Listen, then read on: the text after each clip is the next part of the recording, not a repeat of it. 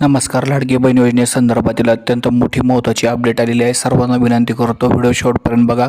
सध्या जर बघितलं तर जे 19 हप्त्यासंदर्भाची अपडेट आहे. जिल्हा परिषद निवडणुका आधी लाडकी बहीण योजनेचा हप्ता देणार असे बोलले जात होते. दरम्यान आता लाडकी बहीण योजनेच्या हप्त्यासाठी निधी देण्यात आलेला नाही, त्यामुळे हा हप्ता येण्यास उशीर होऊ शकतो असा अंदाज आहे. जिल्हा परिषदेच्या निवडणुका 5 फेब्रुवारीला होणार होत्या. दरम्यान आता या निवडणुका पुढे ढकलण्यात आल्या आहेत. 7 फेब्रुवारी रोजी मतदान होणार आहे. तर 9 फेब्रुवारी रोजी मतमोजणी होणार आहे. त्यामुळे हप्ता आता कधी येणार की आणखीन लांबणीवर जाणार असा प्रश्न विचारला जात आहे. मात्र एक मोठी अपडेट आहे की निवडणुका थोड्या पुढे ढकलल्या गेल्यामुळे जे हप्तासुद्धा या ठिकाणी थोडा लेट येऊ शकतो.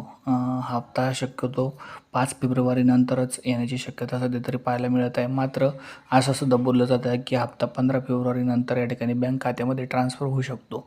सध्या जर बघितलं तर या संदर्भातील कोणतीही ऑफिशियल अपडेट आलेली नाही. धन्यवाद सर्वांची व्हिडिओ शेवटपर्यंत बघितल्याबद्दल.